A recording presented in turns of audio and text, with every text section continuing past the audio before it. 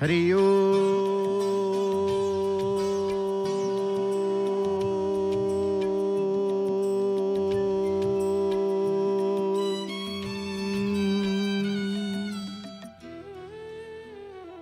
ओम मंगलम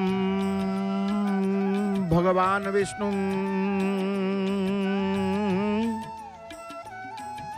मंगलम पुंडरीकाक्ष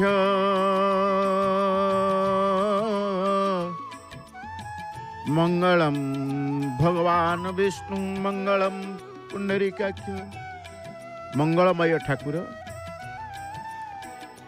मंगलमय ठाकुरंकर मंगल चिंता ही करती सारा संसार। से प्रभु परमेश्वर अनंत कोटि ब्रह्मांड नायक जगदीश्वर जगन्नाथंकर पदार बिंदरे अकिंचन अधमर शतकोटि प्रणाम। प्रभु नारायणंकर पदार बिंदरे शतकोटि प्रणाम। प्रभुंकर सिंहद्वार को शतकोटि प्रणाम। पतित पावन नारायणंकर गुमुटरे प्रथम नारायणंकर दर्शन करू, श्रीवत्स खंडशालार दर्शन करू। प्रत्येक भक्त ए द्वार को देखिले मंगल चिंता करती मंगलमय ठाकुरंक पाखरे, कारण प्रभु हेउछन्ति मंगलमय ठाकुर। मंगलम भगवान विष्णु मंगलम गरुड़ध्वज मंगलम पुंडरीकाक्ष मंगलम पुरुषोत्तम। माधव माधव वाक्यम माधव माधव हरि स्मरन्ति साधवा नित्यम सर्वकाजेषु माधवम। तेणु से मंगलमय ठाकुर को आम प्रणाम जन प्रति मुहूर्त को आम प्रभु को ही समर्पित कर दो। आपे आपे कबाटी जेते बेले बंद होगा अर्धबंद होगा अवस्था को आसी जाइए, पुनर्बार आउ कई पुणी द्वार टी खोलीदेवे। कबाट आपे आपे मध्य एभली आसी जाए। संपूर्ण दर्शन करिबा पई भक्त माने सिंहद्वार सम्मुखरे ठिया हुअन्ति, कारण जेमती सकाळ हेले पतित पावनकर दर्शन करिबा अर्थे अनेक भक्त आसन्ति एवं पतित पावनक दर्शन जो माने करन्ति प्रत्यह करन्ति से माने पटिदिय नारायणकर दर्शन करिबा पई मध्य आसीथान्ति। प्रत्येकंकर भावना भितर रखती 365 दिन आमे दर्शन करिबु प्रभु, अर्थात प्रतिदिन नित्य प्रति मुहूर्त भगवान को चिंता जे करते से भगवान को दर्शन करिबा पई मध्य अभिलाष रखि थांते। तेणु समय तो वर्तमान महाप्रभुंकर अणसर समय। श्रीमंदिर ये आमे कहूचे ये देवालय, ये देवालय किंतु अणसर समयटी आमे कहूचे श्रीमंदिर पाल्टी आयुर्वेद चिकित्सालय। श्रीमंदिर पाल्टी आयुर्वेद चिकित्सालय कहीं महाप्रभु असुस्थ, तेणु महाप्रभुंकर असुस्थता सुस्थ को आसवा किभली भाव में सुस्थ अनुभव करेंगे, सुस्थता हेबे लगी पड़ुं परिवार सदस्य मान आपणार लोक माने जगन्नाथ को भल पाउथबा आत्मीयता प्रकाश करुथबा अंग लागी सेवक दैतापति मान। तेणु प्रभु को सुस्थ करेंगे किभली भाव में घसा मड़ा करी विभिन्न प्रकार आयुर्वेदीय चेरमूली द्वारा प्रस्तुत तेल ठारू आरंभ करी मोदक पर्यंत महाप्रभु को सेवन करी पुनश्च महाप्रभुंकर सुस्थता आनी ए चिंतार समस्ते रही सेवा मध्य करुचंती। गोटे आयुर्वेदीय तैल फुलुरी तेल महाप्रभुंकर लागी सरीचंती पंचमी दिवस रे। बड़ ओडिया मठ प्रदत्त फुलुरी तेल जहाँकि 1 वर्ष धरी माटी तले रहे, विविध प्रकार पुष्प सुगंध पुष्प द्वारा किया केतकी नाना प्रकार सुगंध पुष्प द्वारा एवं घोणा पेड़ा राशि तेल सहित आउरी अनेक आयुर्वेदीय औषधीय गुण द्रव्यमान मिश्रित होता है महाप्रभुंकर फुलुरी तेल रे। एवं गोटे माटी पात्र रे माटी घड़ी रे 2टी माटी घड़ी रे प्राय माटी तलू 2 फुट 2-3 हाथ खोलिबा परे 1.5 फुट हो 2 फुट हो तले रखी प्रभुंकर आयुर्वेद्य तैल बड़ौडिया मठ प्राय 1 वर्ष व्यापी तांकर माटी तले रखती। ए प्रक्रिया तांकर स्नान पूर्णिमा प्रभुंकर जेबे हब ता पूर्वरु अर्थात हेरा पंचमी सेवक माने मध्य नारायणकर पटिदिय नारायण को मध्य दर्शन करुचंती। सेवक भक्त संत समस्ते जो माने दर्शना बेले आसी से माने ही पटिदियंकर दर्शन वर्तमान करती। जी भी मंदिर को आसीबो पटिदियंकर दर्शन करिवो। सबुदिन अपेक्षा अणसर समयर श्रीमंदिर परिवेश बा श्रीमंदिर बेढ़ार अनुभव नियारा रही था। पक्षीटीए भी शब्द करू नथिबो श्रीमंदिर भितरे। जेबे अणसर समय आसीबे आपण पार्श्व देवदेवी की आपण दर्शन करिवे। प्रत्येक मंदिर माने श्रीमंदिर रे अनेक मंदिर अच्छी। सत्यनारायण मंदिर अच्छी, विमला मंदिर अच्छी, गणेश मंदिर अच्छी, नृसिंह मंदिर अच्छी, भुवनेश्वरी मंदिर अच्छी, बेढ़ा काली मंदिर अच्छी, सूर्यनारायण मंदिर अच्छी। जेते मंदिर पार्श्व देवदेवी श्रीमंदिर भितर बेढ़ारे रही भक्त माने दर्शन करुचंती। बेढ़ा भितर बेढ़ा को परिक्रमा करुचंती। वर्तमान कौन से शब्द गोटे मंदिर भितर पाइबेनी, ना लोकंकर ना जीवजंतुंकर ना कीटपतंग पक्षींकर कहार ना। आपण अनुभव करिवे जे वास्तव रे आमे जो कहूचे ये देवता स्वतंत्र, ये देवता मनीष परि लीला करुचंती बा करुचंती। ये अणसर समय आपण श्रीमंदिर भितर क्या किसी कहवा दरकार नहीं, बुलिबे जानीजे महाप्रभु किए, कौन करि पारंते महाप्रभु। जार विश्वास कम थिबो ए अणसर समय आसिले ता घटरे प्राण थिला जाए, ता जीवन थिला जाए से जगन्नाथ को अविश्वास करिबो नहीं। आमे कहिछे जगन्नाथ होउछन्ते विश्वासर देवता, मूलटी अटई विश्वास। कहती जगन्नाथ दास परमशास्त्र भागवत रचयिता, उड़िया परमशास्त्र भागवत रचयिता से प्रथमे कहले जगन्नाथ होउछन्ते विश्वासर देवता। विश्वास रे सारा संसार नहीं, ताही सत्य। ये अणसर समय आपण मंदिर भितर को आसीबे।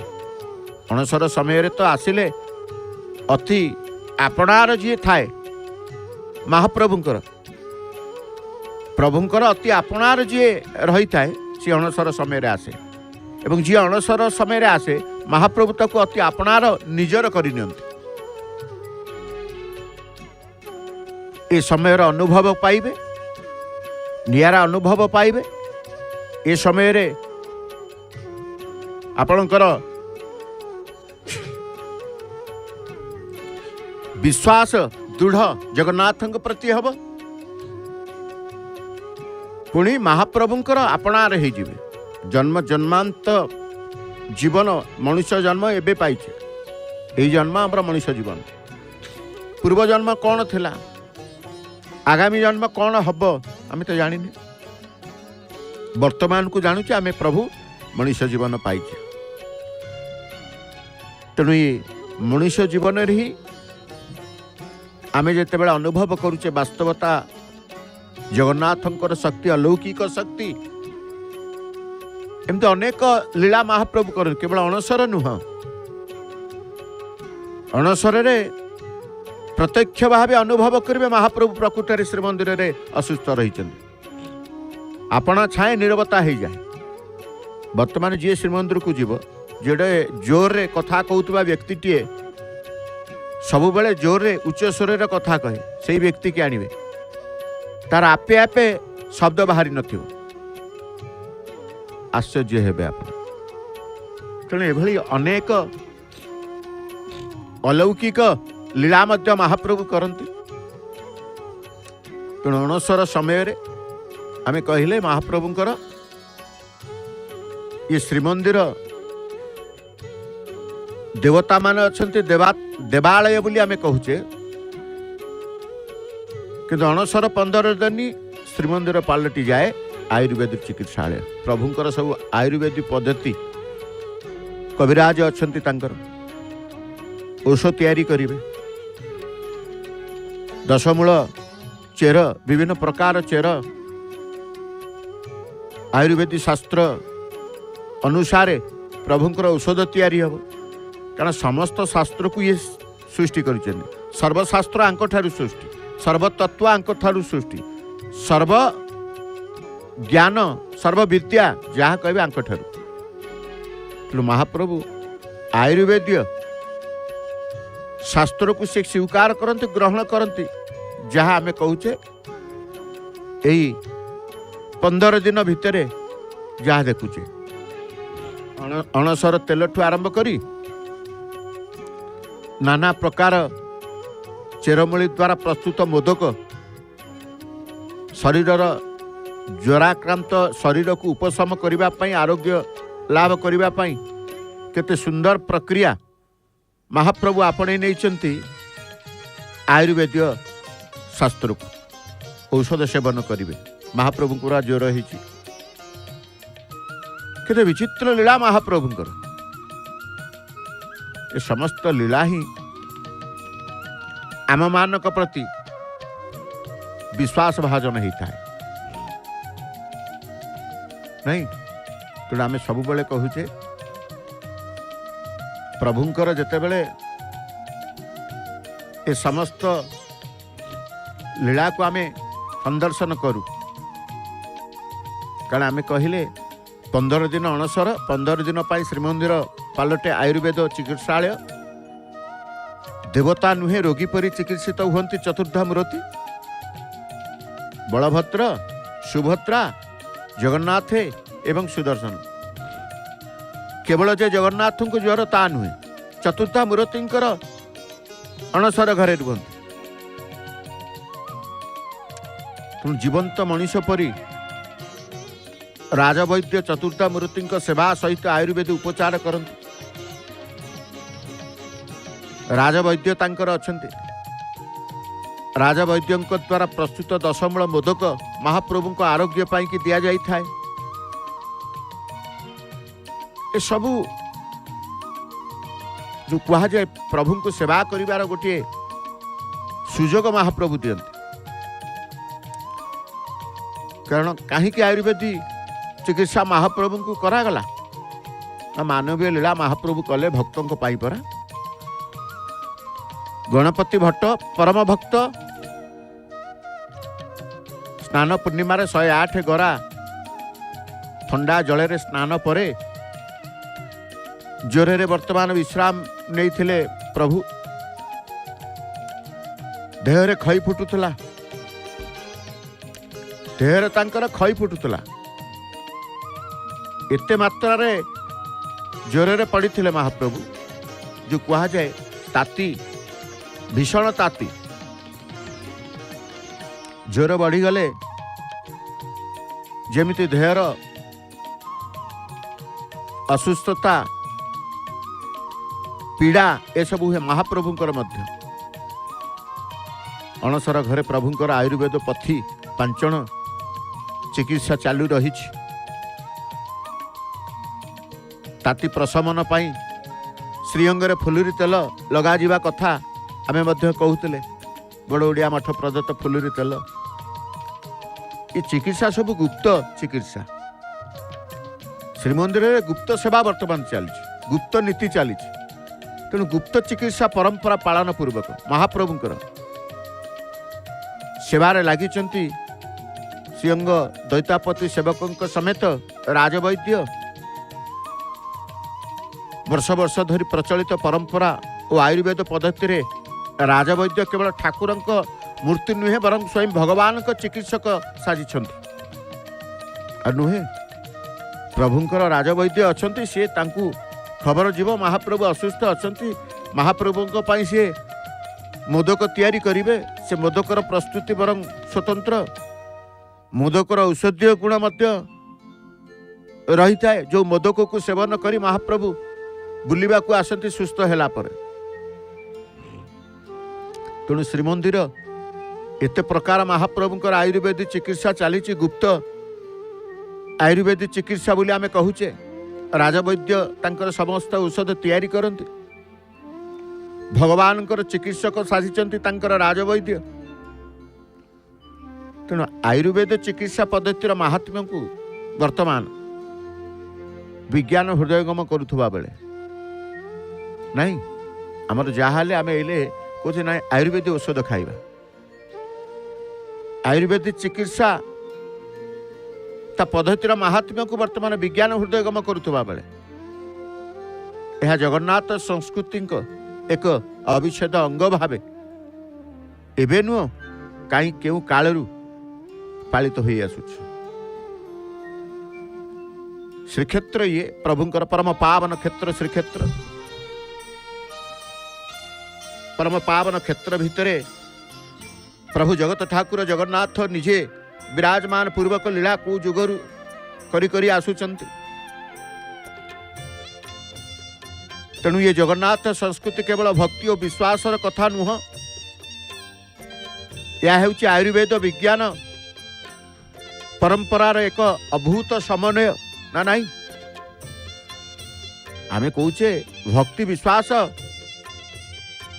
एठी रही थाए। एठी आयुर्वेद मध्य विज्ञान रही। तेणु कहगला भक्ति और विश्वासर कथा नुहे। यह हेउची आयुर्वेद विज्ञान और परंपरार एक अभूत समन्वय। श्रीमंदिर अनेक सेवायतक मध्य राजवैद्य सेवा अत्यंत गुरुत्वपूर्ण रहस्यमय मध्य। कारण जिते प्रकार सेवा अच्छी सेवक अच्छा प्रभुंकर असुस्थता समय राजवैद्य ही लोड़ा पड़ी था।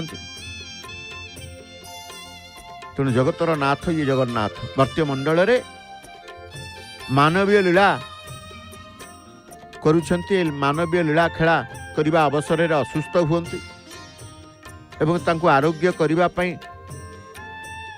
समस्तंकर तांकर परिवारर अंगलागी सेवक दैतापतिंकर चिंता बढ़ी जाए। राजवैद्यंकर चिंता बढ़ी जाए। मठाधीशंकर चिंता बढ़ी जाए।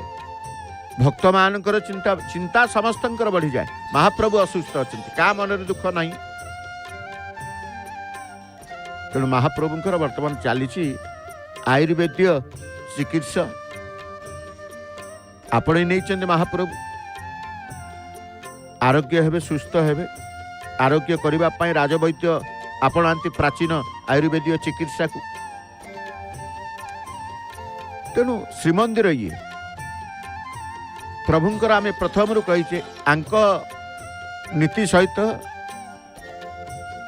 को मंदिर समकक्ष हेब नाई। अद्वितीय मंदिर ये नीति बहुल मंदिर महाप्रभुंकर। सकाळु सकाळु भक्त माने मध्य आसी पतित पावनंकर गुमुटे पटिदिय उपासना होता नारायण को दर्शन करी एवं पटिदियंकर दर्शन करने भितर को मध्य जाउचंती। आमे कहले श्रीमंदिर 15 दिन श्रीमंदिर पलटि जाए आयुर्वेदिक चिकित्सालय। ତେଣୁ ଶ୍ରୀମନ୍ଦିର ନୀତିକାନ୍ତିରେ ଅଣସର ସମୟ ହେଉଛି ସବୁଠାରୁ ନିଆରା। ଯେତେ 365 ଦିନର ଅନୁଭବ କିନ୍ତୁ ଅଣସର ସମୟର ଅନୁଭବ ହେଉଛି ନିଆରା।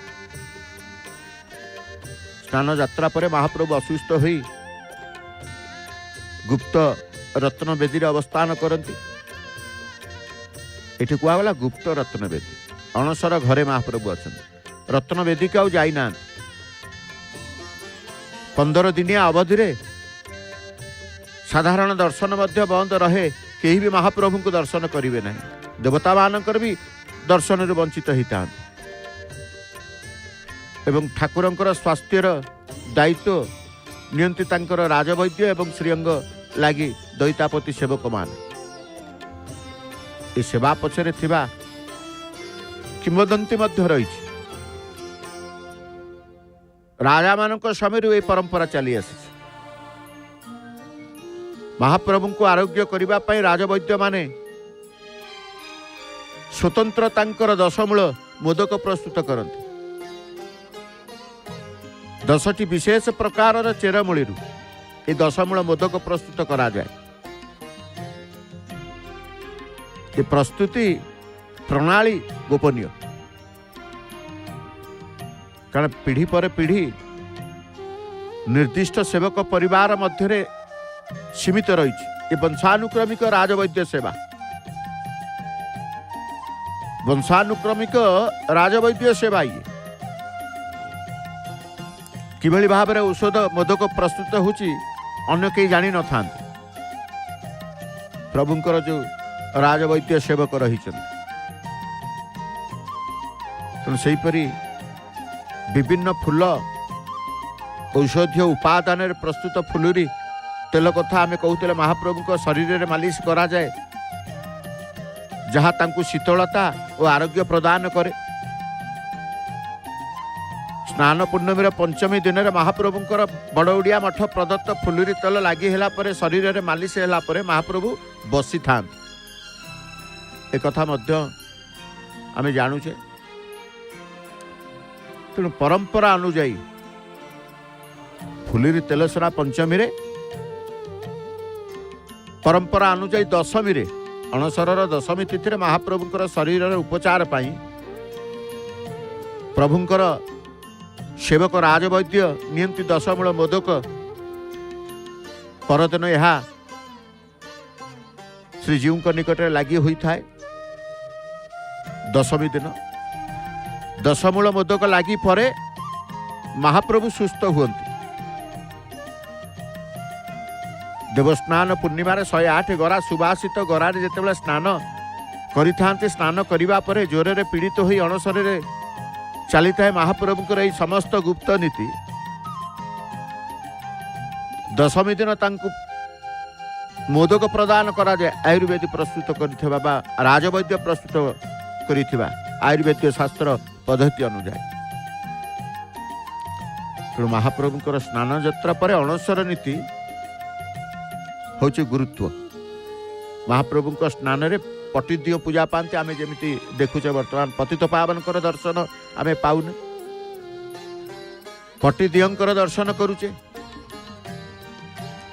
ତେଣୁ ଏହି ପଟିଦିଅଙ୍କର ଉପାସନା ଶ୍ରୀମନ୍ଦିରରେ, ସେପଟେ ତାଟିଦିଅଙ୍କୁ ଦଇତାପତି ସେବକମାନେ ଅଣସରର ଗୃହରେ ମହାପ୍ରଭୁଙ୍କର ଆରୋଗ୍ୟ ପାଇଁକି ଗୁପ୍ତ ନୀତିରେ ଉପଚାର କରନ୍ତି। ଏହି ଅଣସର ସମୟରେ ମହାପ୍ରଭୁଙ୍କର ନିକଟରେ ତରଳ ପଦାର୍ଥ ଖାଦ୍ୟର ପରିବର୍ତ୍ତନ ଆସିଥାଏ। ମହାପ୍ରଭୁଙ୍କର ଜ୍ୱରାକାନ୍ତ ଶରୀର, ତେଣୁ ଆଉ ଅନ୍ନ ଆଦି, ପିଠା ଆଦି ବିବିଧ ପ୍ରକାର ଗରିଷ୍ଠ ଖାଦ୍ୟ ମହାପ୍ରଭୁଙ୍କୁ ଦିଆଯାଇ ନଥାଏ। ତେଣୁ ତରଳ ପଦାର୍ଥ, ଛେନା କୁହନ୍ତୁ, ସର କୁହନ୍ତୁ, କ୍ଷୀର କୁହନ୍ତୁ, ପଣା, ବିଭିନ୍ନ ଫଳ। ତେଣୁ ଅଣସରର ପଞ୍ଚମୀରେ ମହାପ୍ରଭୁଙ୍କ ଅଙ୍ଗରେ ଲାଗି ଫୁଲୁରି ତେଲ ପରେ ରାଜବୈଦ୍ୟଙ୍କ ଦ୍ୱାରା ପ୍ରସ୍ତୁତ ଦଶମୂଳ ମୋଦକ ମହାପ୍ରଭୁଙ୍କ ସେବନ କଲା ପରେ ସୁସ୍ଥ ହୋଇଯାଆନ୍ତି ଏବଂ ତାଙ୍କର ଯାତ୍ରାକୁ ବାହାରନ୍ତି। तेणु आयुर्वेद चिकित्सा द्वारा रोग संपूर्ण मूलर भल होता है। जगन्नाथ संस्कृति में आयुर्वेद उपचार कहीं क्यों आवाहन काल जड़ित हो। आयुर्वेद चिकित्सा बेस उपयोगी बोली वर्तमान पाश्चात्य देश हृदयगम करुछन्ति। आम भारत वर्षर आयुर्वेद चिकित्सा बहु पूर्वर समृद्ध। एबे भी लोक मन भितर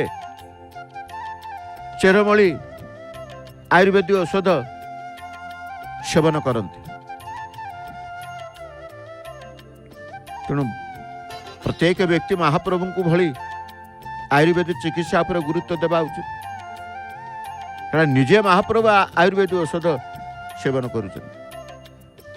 तेणु आयुर्वेदीर प्रत्येक औषध करिवार प्रस्तुति पद्धति संपूर्ण भिन्न थाए। तेणु महाप्रभुंकर जेतेबेले राजवैद्य आयुर्वेदिक पद्धति और शास्त्र अनुसार प्रभुंक निमंत दशमूल मोदक प्रस्तुत करती। यह एकादशी दिन श्रीजीव पाखे समर्पण करा जाई थाए। श्रीमंदिर राजवैद्य सेवक माने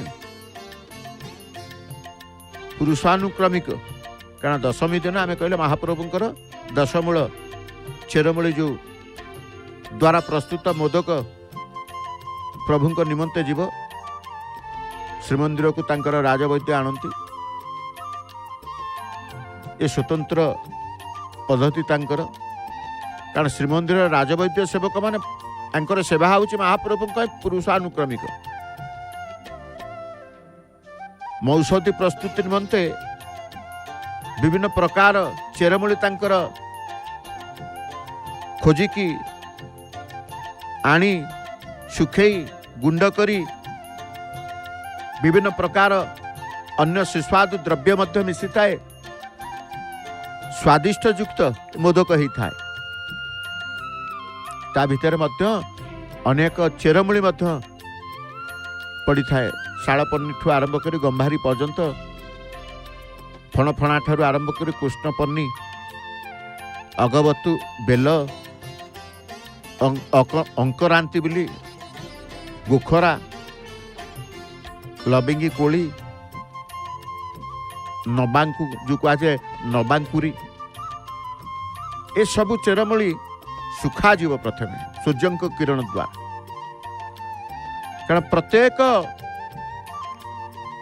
आयुर्वेद औषध खरारे सुखी थाए। सूर्य नारायण किरणर मध्य गोटे औषधीय गुण रही। सूर्यंकर किरण आम पाई केते उपादेय, शरीर पाई केते उपादेय, जीवन यापन करबा पाई केते उपादेय। सचराचर जगत को सूर्यंकर किरण केते उपादेय आवश्यक ता हमें जानिछे। तेणु सूर्यंकर किरण द्वारा मध्य आयुर्वेद विभिन्न प्रकार औषध प्रस्तुत सूर्यंकर खरार आवश्यकता रही है। तेणु ये सब चेरमूली जहाँ जहाँ कहले केते प्रकार फणफणाठू आरंभ कृष्ण पन्नी पर्यंत अगबथठू आरंभ करी बेल अंकरांति पर्यंत गुखराठू आरंभ करी लबिंगी कोली पर्यंत एवं नबांकुरी ये सबू को एकाठी करी सुखेई सुखा जीवाकू सुखा जाइकी कुटा जीव भल भाव गुंड करा जाए। ये गुंड को पुणी गामुछारे छाणिकी नूतन काठ चुलीटीए हम। कारण मोदक प्रस्तुत पाई मध्य हविष रही शुद्धपुत भाव महाप्रभु कई छुईबेनी से मोदक को जोटी प्रस्तुति हम कई जीवेनी ना चुली की छुईबे ना औषधीय द्रव्य को छुईबे कई छुईबेनी। जो माने तैयारी करती प्रस्तुत करती राजवैद्य तांकर परिवार सेमानक द्वारा प्रस्तुत होता है। बाह्य लोक या स्पर्श कले या आवश्यकता पड़बनी बा श्रीमंदिर को आसेनी। तेणु अत्यंत सतर्कता शुद्धपुत निष्ठार सहित प्रभुंक निमंते ये राजवैद्य तांकर गृह प्रस्तुत करती मोदक। ये सब गुंड हम चेरमूली गुंड हम काठ चुलीटी हम काठ चुली रे कड़ई बसैबे कड़ई बसी तांकर प्रस्तुति आरंभ करेंगे। मोदक को सुस्वादु करने की खुआ ठारू आरंभ करी शर्करा सर महू ठारू आरंभ करी घी भांग पर्यंत ये सब पड़ब पाग करा କାରଣ କ୍ଷୀର ମହୁ ସର ये जदि न पड़े सुस्वादु हेनी जरुआ पाटी महाप्रभुंकर जरुआ पाटी की टिके सुस्वादु ता छड़ा ये तो क्षीर सर खिया ठाकुर ये लवणी खिया ठाकुर लवणी सर खाइबे बोली स्वतंत्र नीति तांकर गोटे लवणी खिया नीति रखिंट लवणी चोरी बोली आमे कहा जाए महाप्रभु कौन चोरी करेंगे ना महाप्रभु आमे जानी दुईटी चोरी करते सेमती महाप्रभु अनेक चोरी कर चित्त चोरी करेंगे चित्त चोर बोली कहा जाए महाप्रभु लवणी चोरी करते महाप्रभु दयणा चोरी करते दयणा पत्र को चोरी करने को जी जगन्नाथ बल्लभ मठ तेणु प्रभुंकर अनेक नीति भितर दयणा चोरी नीति लवणी चोरी नीति सहजरे तो समस्त चित्त को सी हरण करते तेणु से महाप्रभु सुस्वादु खिया ठाकुर भल भल मंद मंद खिया तांकर नुहे सब बेले भल खाइबे भल खुआइबे तेणु महाप्रभु जिते बड़े असुस्थ अच्छा चेरमूली खाइबे औषधटी सेमती मोदकटी सुस्वादु हेबा दरकार तेणु से खुआ ठारू आरंभ कर शर्करा सर ठारू आरंभ कर महू एवं घी ता सहित भांग पाग करा जीवो परे गोटे कदली पत्र उपरे रखिकी से कड़े ओह्ल से सबू चेरमूली खुआ सर भांग घी महू ए सब को ठंडा करिकी ठंडा हैला परे गोलाकार मोदक करती से महाप्रभु को तीनोटी कुड़ुआरे से आसे कर्पूर दिया जीवो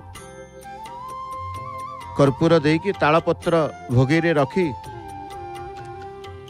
श्रीमंदिर को विजय करती मोदक स्वतंत्र भाव कारण ये समस्त अणसर कालीन गोपन सेवा ये महाप्रभुंकर अणसर समय गोपन सेवा गुप्त सेवा ये सबू प्रभु आमे जेतेबेले जानिचे विश्वावसु विद्यापति वंशधर माने श्रीअंग सेवारे नियोजित होता ए सेवा पाई विभिन्न प्रकार चेरमूली औषध प्रस्तुत होता है एवं चेरमूली दशमूली सेवन पर सुस्थ हुंती महाप्रभु कारण वैद्य सेवकों द्वारा प्रस्तुत दशमूली सेवन करिकी महाप्रभु संपूर्ण सुस्थ होता आयुर्वेद रे सबु चिकित्सा रही आयुर्वेदिक चिकित्सा जहाँकि विदेश रे या पर गवेषणा करा जाउची करा जाए अनेक यार उपकारिता संपर्क मत प्रमाणित होई तेणु अतीत रे आमर पारंपरिक आयुर्वेदिक चिकित्सा बेस समृद्ध थिला निजे महाप्रभु समाज को वार्ता देइछन्ति जे आयुर्वेदिक चिकित्सा उपर गुरुत्व देबा उचित महाप्रभुंकर दशमूल मोदक तैयारी पई आमे विभिन्न समय रे देखिबे जहाँ जहाँ द्रव्य दरकार औषधीय गुण चेरमूली संग्रह करिथांती तांकर राजवैद्य सी जानती कौटी मिलिबो कौन मिलिबो तेणु प्रकृत में कहीं लगी हुए दशमूल औषधि महाप्रभु कारण स्नान पूर्णिमा पर असुस्थ होइकी पड़िथिबा महाप्रभु को संपूर्ण सुस्थ करी पुणी तांकु यात्रा को आनिबा सेवक मानकर चिंता रही था तेणु दशमूली औषधि लगी करा जाए फुलुरी तेल लगी मालिश करा जाए राजवैद्य तांकर करंती तेणु ये महौषधि श्रीअंग उपचार करिबा परे जोरे कंपुथिबा महाप्रभु संपूर्ण सुस्थ हेई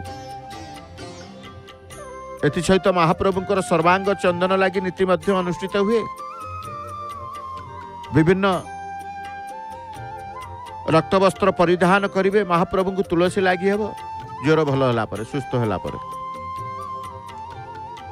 तेणु स्वतंत्र प्रभुंकर आयुर्वेद चिकित्सा अणसर समय तेणु कह जाए अणसर समय श्रीमंदिर आयुर्वेदिक चिकित्सालय हो जाए केवल महाप्रभु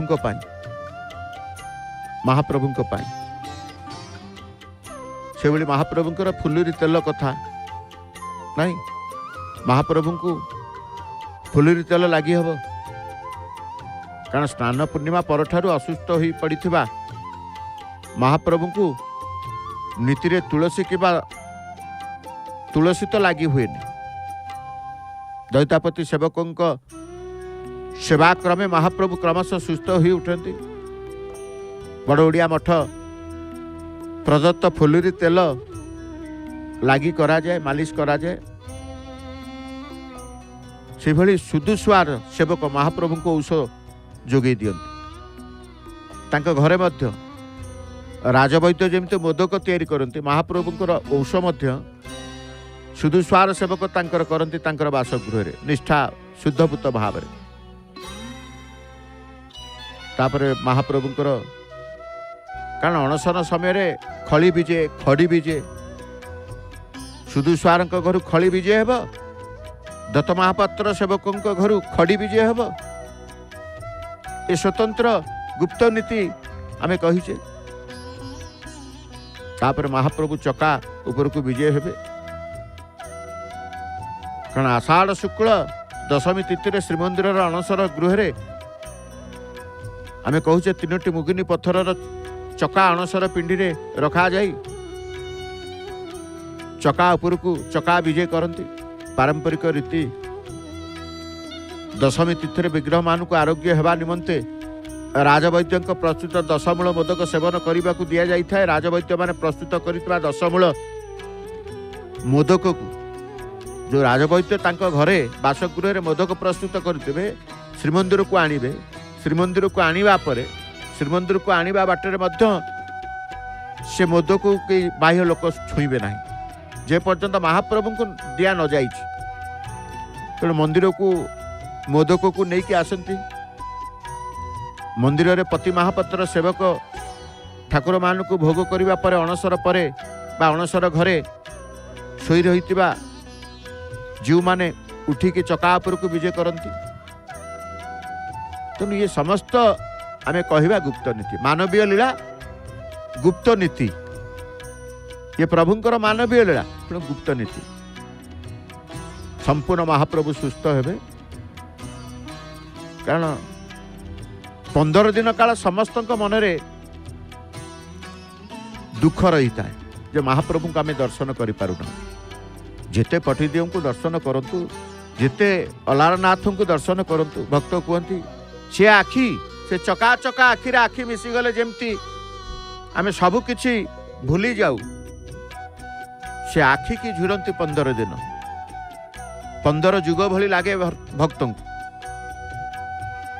15 दिन किभली बितेबे महाप्रभु को दर्शन न करी से आखिरे आखि न मिसई भक्त चिंतित हुंती मानसिकतार मानस पटे महाप्रभुंकर से आखि चिंता करती कारण जगन्नाथ को इले दर्शन कई करती ना एभली भी श्रीक्षेत्रवासी मध्य घरे पूजा करुवा जगन्नाथ को मध्य तांको ऊपर गोटे नूतन वस्त्र पकई दियंती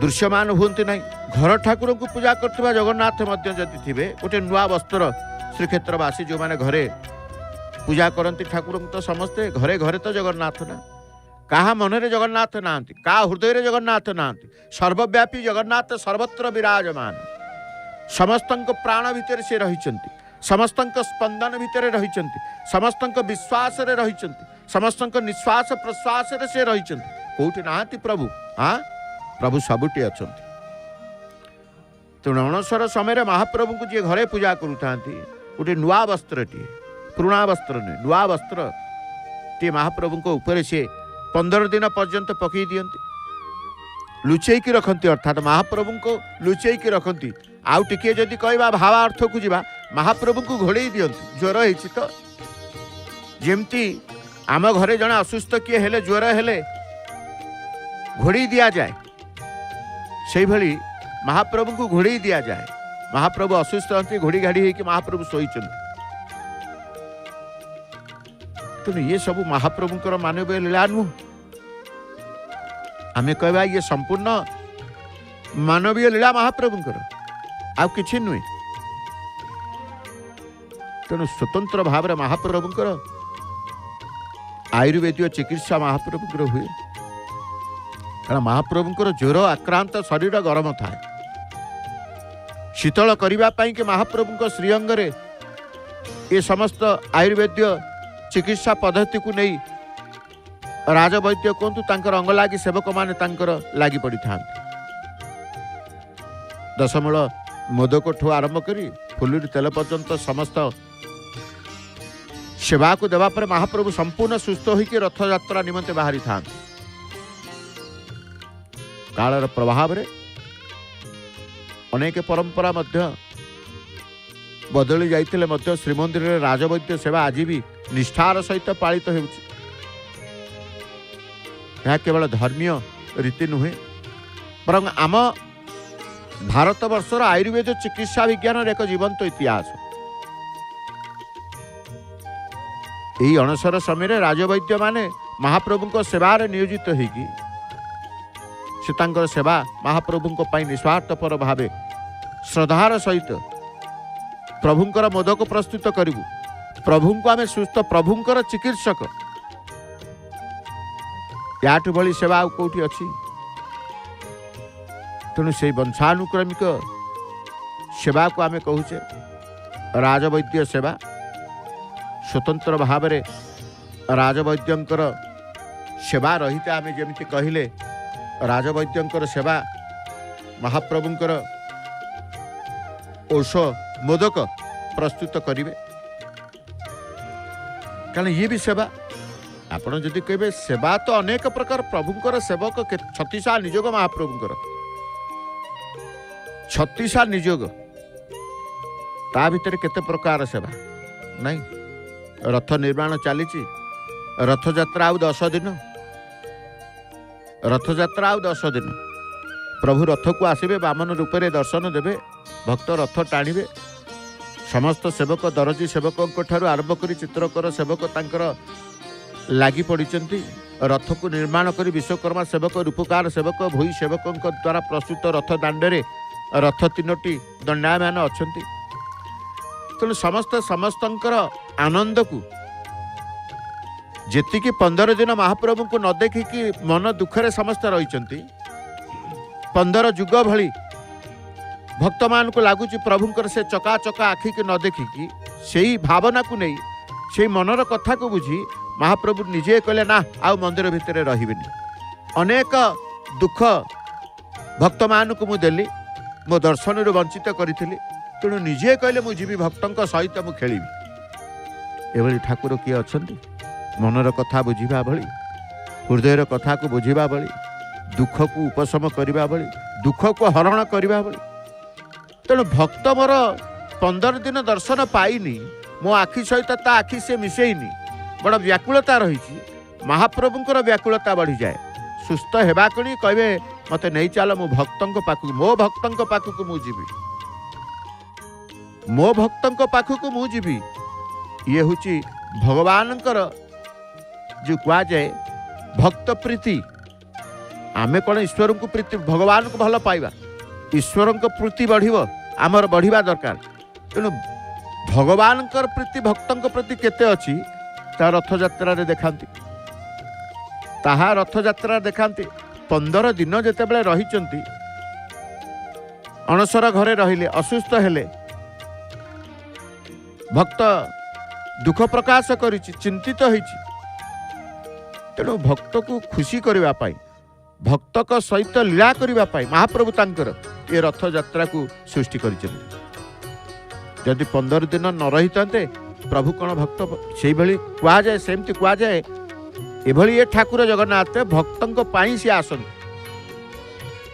ରଥକୁ ଆସିବାର ଅଭିପ୍ରାୟ ହେଉଛି କ'ଣ ନା ଭକ୍ତଙ୍କ ସହିତ ସେ ଲୀଳା କରିବେ, ତେଣୁ ଆସନ୍ତି ନାଇଁ। ତେଣୁ ଧନ୍ୟ ପ୍ରଭୁ, ଧନ୍ୟ ତୁମର ଆପଣଙ୍କର ମାନବୀୟ ଲୀଳା, ଧନ୍ୟ ଆପଣଙ୍କର ଇଏ ଭକ୍ତଙ୍କ ସହିତ ଲୀଳା। କେତେବେଳେ କେଉଁ ଭାବ ନେଇ ଆପଣ, କେଉଁ ଭାବନା ନେଇ ଭକ୍ତଙ୍କ ସହିତ ଲୀଳା କରନ୍ତି ଆପଣ ହିଁ ଜାଣିଛନ୍ତି। ସେଥିପାଇଁ କୁହାଯାଏ ପ୍ରଭୁ ବଡ଼ ସ୍ୱତନ୍ତ୍ର, ଜଗନ୍ନାଥ ଆମର ବଡ଼ ସ୍ୱତନ୍ତ୍ର। ତାଙ୍କ ଭଳି ଠାକୁର ନାହାନ୍ତି, ତାଙ୍କ ଭଳି ଦେବତା ନାହାନ୍ତି, जी भक्त पाई पागल हो जाती, भक्त पाई तांका आखिर लुह झरी थाए। प्रभु केबे कांदंती, केवल भक्त पाई तांकर आखिरे लुह आसे। भक्त वत्सल, भक्ताधीन, भक्त को जितेले से आनंद पाते, भक्त पाखे से हारी जाते। सर्वाधिक से प्राधान्य देते भक्त को, तेणु कहुए सी होते भक्त वत्सल भगवान। तांकर भक्तों प्रति प्रीति जो रही से प्रीति रे उद्बुद्ध हुए, विवलित हुए भक्त। प्रभु केते आपणार करती, प्रभु केते आपणार करि नियंती ता मध्य आमे देखि थाउ। तेणु सुंदर भाव में नीलचक्र फरफर ही उड़ुचंती, नीलचक्र उड़ुचंती। नीलचक्र कहीं उड़ुचंती कहवा ना, गगन आकाश रे पताका उड़ुचंती, पतित पावन पताका उड़ुचंती, मुक्त आकाश रे उड़ुचंती। से पवन द्वारा मध्य प्रत्यह नीलचक्र अति आनंद रे उड़ी था। चक्र घूर्णयमान ना, चक्र सर्वत्र बुलिबे, किंतु नीलचक्र स्थिर भाव में गोटे स्थान रे रही नहीं। नारायणकर पटिदियंकर दर्शन करुचे, एपटे नीलचक्र स्थिर नीलचक्र को दर्शन करुचे। कारण अस्थिर मन ही स्थिर होता है नीलचक्र को देखिले। चक्र सदा बेले घूर्णयमान बुलुथिबे, चक्र अस्थिरता चक्रंकर, किंतु प्रभुंकर नीलचक्र रे जेतेबेले आमे देखुचे प्रभु तांकर चक्र को नीलचक्र करी स्थापना करिसेंती, स्थिर भाव में चक्र रहिसेंती। से भक्त मानक पई अस्थिर मन को स्थिर करिबा हेउची नीलचक्र को दर्शन कले। तेणु आमे कहले प्रभुंकर अणसर समय रे श्रीमंदिर पलटि जाए आयुर्वेदिक चिकित्सालय। प्रभुंकर राजवैद्यंकर कथा कहूतले, चेरमूली कथा कहूतले, औषध कथा कहूतले, फुलरी तेलर कथा कहूतले। राजवैद्य सेवा, वैद्य सेवा बोली कहा जाए। कारण ये वैद्य सेवक शाड़ीबंदा सेवक नुहंती, किंतु आमे कहूचे कौन ना ये ब्राह्मण सेवक। तेणु निश्चित भाव में जगन्नाथ महाप्रभुंकर अणसर सेवार जेतेबेले वैद्य सेवकों सेवारे प्रासंगिकता रही। स्नान पूर्णिमा दिन जेतेबेले आमे कहूतले ज्वर हैला आसी अणसर घरे महाप्रभुंकर सेवा को आवश्यक दरकार सुस्थता पाई सेवक माने तांकर अंगलागी सेवक दैतापति समेत राजवैद्य मठ ये सब लगी। तेणु सुंदर भाव से सेवा को संपन्न करी राजवैद्य तांकर प्रभुंक उद्देश्य रे समस्त प्रकार औषधीय आयुर्वेदीय औषधीय चेरमूली द्वारा प्रस्तुत मोदक देवा पर महाप्रभु सुस्थ हेबे। ए प्रकार परंपरा विधान मध्य श्रीमंदिर रही। तेणु सबु मत आमे देखिबा प्रभुंकर ये श्रीमंदिर जो कहूचे अणसर समय नियारा अनुभव होता है। वास्तविक ताही सत्य।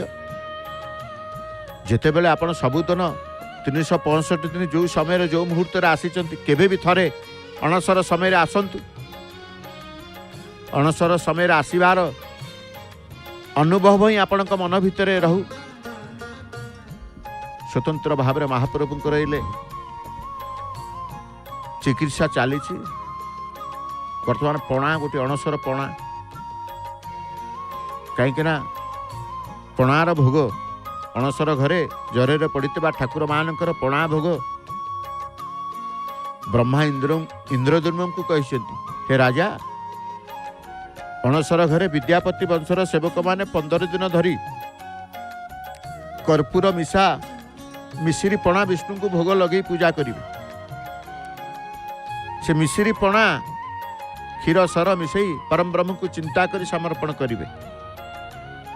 आमे जेपरी ज्वर हेले सागु बाली आदि तरल खाद्य खाई सेहीपरी व्यवस्था मध्य प्रभु मानवीय लीला प्रा यही समय अणसर ताटी भितर थिबा ठाकुर माने असुस्थ थिबार से संक्षिप्त शुक्ल वस्त्र परिधान करिथां। वस्त्र रे मध्य परिवर्तन था, धड़ा फूल मध्य लगेबे। विधि और निषेध संपर्क रे मध्य शास्त्र रे वर्णित नीलाद्रि महोदय मध्य कुआ जाइछि। हे राजा जिते श्रद्धा भक्ति थिले मध्य प्रभु को श्रीअंगर माल चंदन आदि निर्माल्य कदापि बाहर को नेब ना। अणसर समय किछि बाहरिबनी, महाप्रभु श्रीअंगुरु किछि बाहरिबनी। सेही अणसर समय सबु घरे विभिन्न प्रकार फलमूल आमे कहूचे भोग लगाउचे, फलमूलर चोपा भी बाहर को आसीबनी, किछि आसीबनी। से घरे सबु से रखितांती। प्रभु सुस्थ होला परे अणसर घर सफा हब। तो ये नीति अणसर नीति बड़ा गुप्त, बड़ा स्वतंत्र। परमेश्वरंकर जेते प्रकार आमे कहूचे नीति अच्छी, कारण प्रभुंकर नीति देखिए प्रतिदिन नीति महाप्रभुंकर अच्छी। जमती द्वार फिटा ठार आरंभ कर द्वार बंद पर्यंत ता भीतर अनेक नीति ना नहीं। प्रथम नीति जेते प्रकार दैनंदिन नीति होचे, प्रथम नीति होची द्वार फिटा नीति महाप्रभुंकर। सिंहद्वार पुणी प्रथमे खोलिबे, सिंहद्वार खोला जीव, सिंहद्वार बाटे ही आमे देखू एकाएक सेवक भितच महापात्र महाभाग तांकर प्रवेश करते महाप्रभुंकर सेवा करिबार्थे।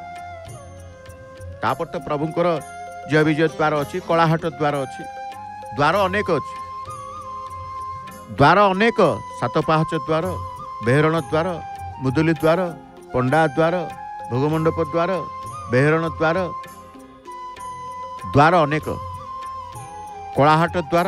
कलाहाट द्वार को अतिक्रम कले महाप्रभुंकर रत्न सिंहासन।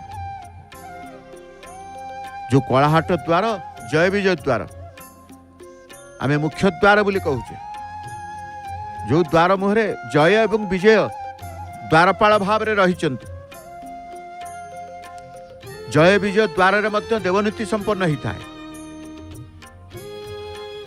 जय विजय द्वार निकट रे देवनीति संपन्न ही थाए एवं ताकू अतिक्रम कले भीतर काट को अतिक्रम कले कलाहाट द्वार।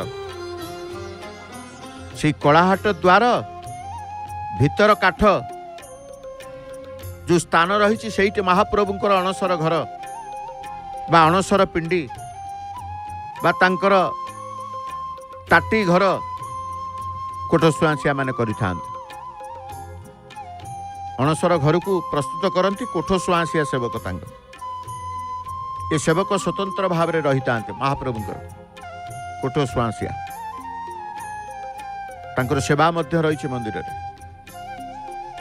तेणु प्रभुंकर ताटी घर करिवे, ताटी घर फिटेबे। प्रभु जेतेबेले सुस्थ होइजिबे से ताटी फिटिकी स्वतंत्र गोटे घर रही मंडणी घर सेठी रहिबो, ताटी रहे। तो ये प्रत्येक सेवा को प्रभु गुरुत्व दियंती। प्रत्येक सेवार मध्य महाप्रभु सेवकंकर भाव को ग्रहण करती।